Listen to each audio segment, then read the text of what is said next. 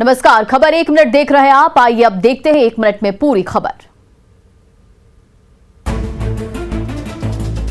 गोपालगंज में रास्ते के विवाद को लेकर मां बेटी समेत 6 लोगों की बेरहमी से पिटाई की गई, जिसका वीडियो सामने आया है। घटना उचका गांव थाना क्षेत्र के श्यामपुर बाजार की है। वीडियो में आप देख सकते हैं कि किस तरह से 2 युवतियों पर ईंट से हमला किया गया। इस दौरान लाठी लेकर पहुंचा शख्स दोनों युवतियों को नीचे गिराता है और लाठी डंडे से पीटता है। दोनों के घायल होने के बाद उसकी मां भी पहुंचती है, जिसे चाकू से हमला कर जख्मी कर दिया जाता है। इस दौरान बचाने पहुंचे पड़ोस के काशीनाथ चौधरी को भी चाकू से जख्मी कर दिया गया। वहीं कुछ लोगों ने मोबाइल पर इसका वीडियो भी बना लिया। फिलहाल सभी घायलों को इलाज के लिए सदर अस्पताल की इमरजेंसी वार्ड में भर्ती कराया गया है। विवाद जो भी हो, लेकिन इस तरह से बेरहमी से पिटाई का वीडियो खौफ पैदा करती है। वहीं घटना के बाद से पीड़ित परिवार दहशत में है। साथ ही पुलिस ने पूरे मामले की जांच कर कार्रवाई करने की बात कही है। फिलहाल इस मामले में किसी की गिरफ्तारी नहीं हुई है। बोकारो में छत्तीसगढ़ की कंपनी के कर्मियों के साथ मारपीट का मामला सामने आया। मारपीट का वीडियो सोशल मीडिया पर वायरल हो रहा है, जिसमें कुछ दबंग लोगों को पीटते हुए नजर आ रहे हैं। पीड़ितों ने गिरिडीह के सांसद चंद्र प्रकाश चौधरी पर मारपीट करने का आरोप लगाया। मारपीट में घायल लोगों को सदर अस्पताल में भर्ती कराया गया है। अस्पताल में इलाजरत कर्मियों के मन में भय का माहौल है। घायल कर्मी सांसद समर्थकों से अपनी जान को खतरा बता रहे हैं और स्थानीय प्रशासन से न्याय की गुहार लगा रहे हैं। घायल लोग छत्तीसगढ़ के कोरबा की कंपनी गुलजार रोड लाइंस के लिए काम करते हैं। उसके अनुसार सांसद समर्थकों ने पैसे की लेन देन को लेकर उन पर जानलेवा हमला किया है। इनको गाड़ी से खींच के लात जूता मारना चालू कर दिए, लिटा लिटा के एकदम। मारपीट का वीडियो वायरल होने के बाद भी आरोपियों की गिरफ्तारी नहीं हुई है।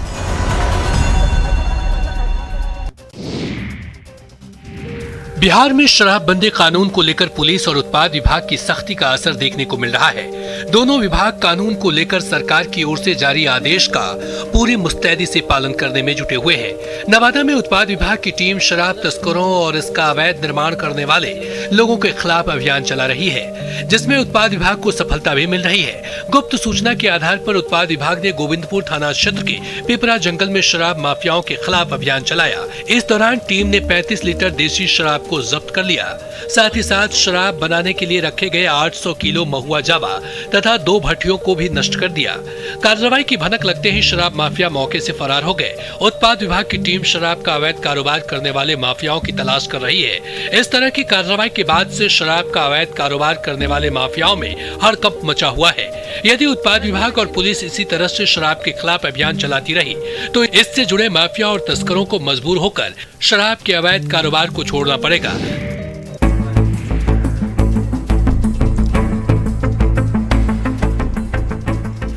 गया में उत्पाद विभाग ने वाहन जांच के दौरान बिस्कुट लदे ट्रक से बड़ी मात्रा में विदेशी शराब बरामद किया है। बरामद शराब की कीमत 25 लाख रुपए बताई जा रही है। उत्पाद विभाग की टीम ने डोभी थाना के समीप वाहन जांच के दौरान ट्रक की तलाशी ली। इसी दौरान शराब का पता चला। ट्रक चालक ने पूछताछ में बताया कि शराब धनबाद से वैशाली के लिए भेजी जा रही थी। उत्पाद विभाग ने ट्रक चालक को गिरफ्तार कर लिया है और मामले की जांच कर रही है। गिरफ्तार चालक वैशाली जिले के लालगंज का निवासी बताया जा रहा है। उत्पाद विभाग शराब को जब्त कर आगे की कार्रवाई में जुट गया है। यदि प्रशासन की ओर से शराब माफियाओं के खिलाफ इसी तरह कार्रवाई जारी रही, तभी राज्य में शराबबंदी कानून को सफलता से लागू किया जा सकेगा।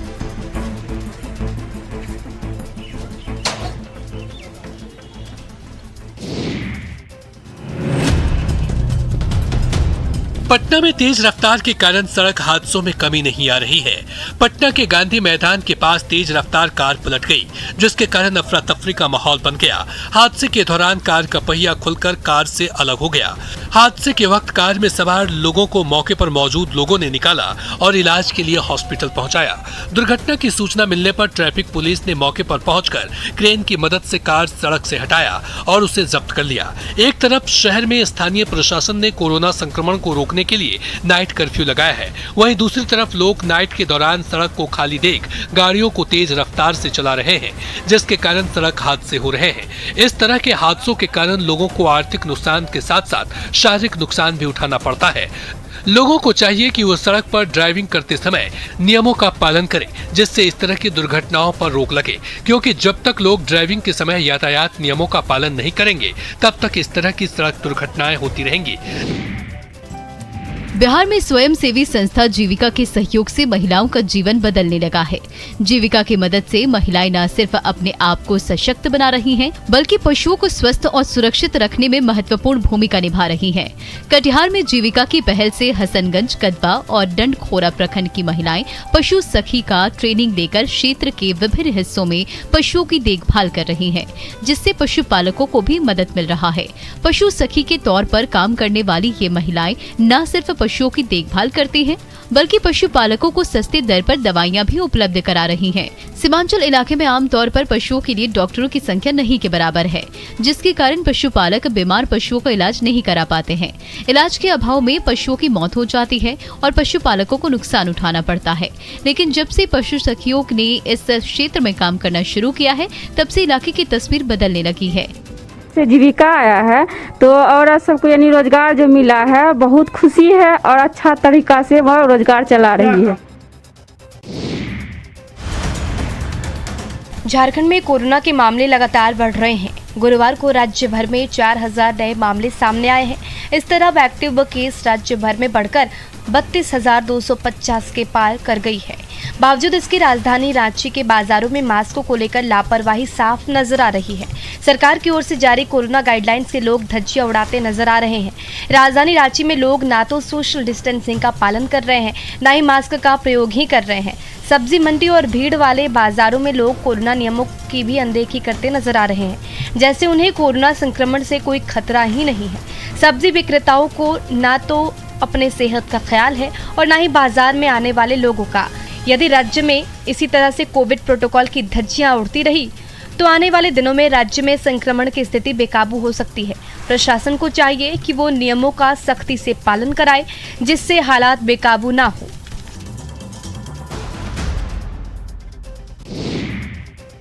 देवघर में मकर संक्रांति का त्योहार मनाया जा रहा है, लेकिन कोविड संक्रमण के मामलों में हो रही वृद्धि के कारण मंदिर में आने वाले श्रद्धालुओं की संख्या कम है। कोविड को लेकर राज्य सरकार ने मंदिर में आने वाले श्रद्धालुओं की संख्या को सीमित कर दिया है, जिसके कारण कम संख्या में श्रद्धालु देवघर के बाबा मंदिर में दर्शन करने के लिए आ रहे हैं। वैसे तो कोरोना से पहले देवघर में कई जगहों से शिव भक्त मंदिर में संक्रांति के दिन तिल और दही चढ़ाने के लिए आते थे, लेकिन कोरोना की तीसरी लहर को देखते हुए राज्य सरकार ने मंदिर के पास श्रद्धालुओं की भीड़ पर रोक लगा दी है। कोरोना संक्रमण को देखते हुए प्रशासन ने मंदिर के आसपास बड़ी संख्या में पुलिस बल की तैनाती की है, जिससे कोविड नियमों का पालन हो सके। भगवान भुवन भास्कर मकर राशि में प्रवेश करते हैं और इनके साथ साथ ही उत्तरायण सूर्य हो जाते हैं, तो इसमें सारे जितने भी जो है मांगलिक कार्य आरंभ हो जाता है, विवाह शादी सब कुछ, और इसमें मकर स्नान करने का विधान है। देश सहित पूरे बिहार में कोरोना संक्रमण के मामले बढ़ने लगे हैं। राज्य सरकार कोरोना के ताजा हालात से निपटने के लिए स्वास्थ्य विभाग को पूरी तरह मुस्तैद रहने का आदेश दिया है। सभी छोटे बड़े अस्पतालों को संक्रमण से निपटने के लिए तैयार किया जा रहा है, लेकिन कुछ अस्पतालों में आधी अधूरी तैयारी के कारण स्वास्थ्य विभाग का दावा संदेह के घेरे में है। दानापुर अनुमंडलीय अस्पताल में अब तक ऑक्सीजन प्लांट तैयार नहीं हो पाया है। कोरोना वार्ड में मरीजों को ऑक्सीजन की आपूर्ति के लिए ऑक्सीजन सिलेंडर के जरिए ऑक्सीजन पहुंचाने की तैयारी है, जो स्वास्थ्य विभाग के अधिकारियों की लापरवाही को दिखा रही है। अस्पताल में वैसे तो नर्स और डॉक्टर कोरोना मरीजों के इलाज के लिए तैयार है, लेकिन उन्हें इलाज के दौरान आवश्यक संसाधनों के अभाव का सामना करना पड़ रहा है। पीपी किट हम लोगों को नहीं मिलता है। अगर मरीज आता है तो हम लोग ऐसे ही उनको केयर करते हैं, या तो डिलीवरी रूम में हो या इमरजेंसी में हो, हर जगह। किसमें स्वास्थ्य विभाग को चाहिए कि वह समय रहते समस्याओं को दूर करे, जिससे अस्पताल में काम कर रही नर्सों को संक्रमण से बचाया जा सके। संगीत की धुनों पर थिरकते इन बच्चों की तस्वीरें हैरान कर देने वाली हैं। उम्र भले ही छोटी हो, लेकिन इनमें सीखने का जुनून है। चाहत और लगन से डांस के मुश्किल स्टेप्स भी आसान नजर आ रहे हैं। और पूरी परफेक्शन के साथ अपने गुरु के निर्देशों को फॉलो कर रहे हैं। तस्वीरों में सफेद कपड़े में जो बच्ची दिख रही है उसका नाम भाव्या है। उम्र महज 7 साल, लेकिन प्रतिभा गजब की है। पूरी लय और ताल के साथ वो थिरक रही हैं। लैला मैं लैला 3 साल की उम्र में डांस सीखने वाली भाव्या एक्टिंग की हॉबी भी रखती हैं। पढ़ाई में मैथ पसंद है।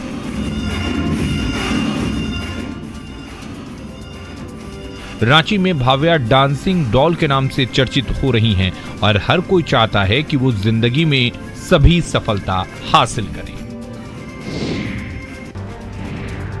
खरमास की विदाई के साथ शहनाई की आवाज शुरू हो जाएगी, लेकिन बैंड बाजा वाले कोरोना की तीसरी लहर में खौफ में हैं। फिर भी रांची के मुख्तार अपनी दुकान में शुभ लग्न और मुहूर्त के आगाज के साथ भविष्य की तैयारी में जुट गए हैं। बैंड बाजा पर महीनों से जमी धूल मन में दुख के साथ साफ होने लगी है।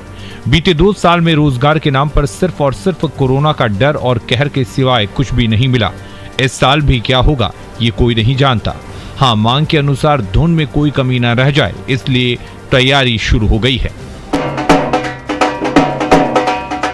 कोरोना का संक्रमण जितनी तेजी के साथ बढ़ रहा है, उसी तेजी के साथ शादी विवाह की तारीख आगे बढ़ने लगी है। हर कोई इस बात को लेकर सशंकित है कि आगे क्या होगा। राज्य सरकार भविष्य में और कितनी सख्ती बरतने वाली है और कोरोना गाइडलाइन का नया स्वरूप क्या होगा। ऐसे तमाम सवाल पर भविष्य का रोजगार टिका है। कोरोना के कारण जहां लोगों के सामने रोजगार का संकट है और रोजी रोटी की तलाश में दर दर भटकने के लिए मजबूर हैं, वहीं रामगढ़ के बूढ़ा खोखरा निवासी रोशन महतो सब्जी के साथ साथ अन्य व्यावसायिक फसलों की खेती करके न सिर्फ खुद की आर्थिक स्थिति को मजबूत किया है, बल्कि गांव के अन्य लोगों को रोजगार के लिए मिसाल पेश की है। रोशन 2017 से इस काम को कर रहे हैं। उन्होंने शुरुआत में गांव वालों से 10 एकड़ जमीन लीज पर लेकर सब्जी की खेती शुरू की।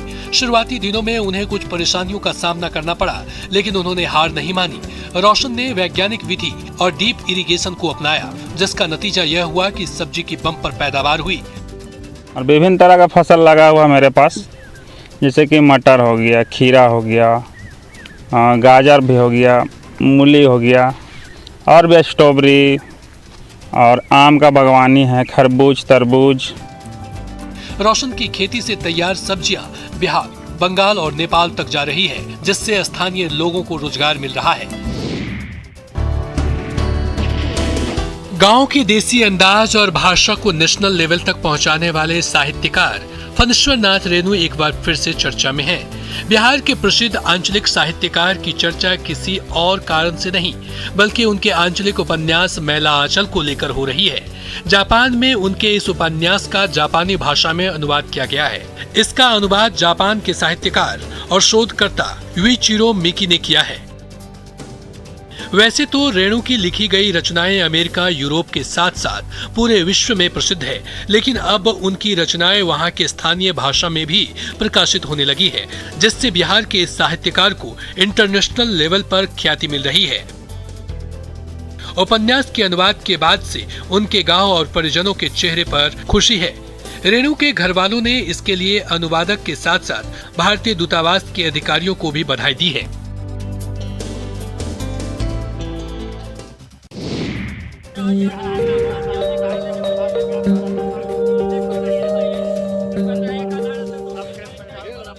बारिश ने किसानों की परेशानी बढ़ा दी है।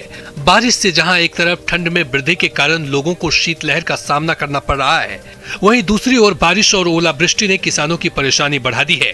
ओलावृष्टि ने खेत में खड़े फसलों को नुकसान पहुंचाया है, जिसके कारण किसान चिंतित है।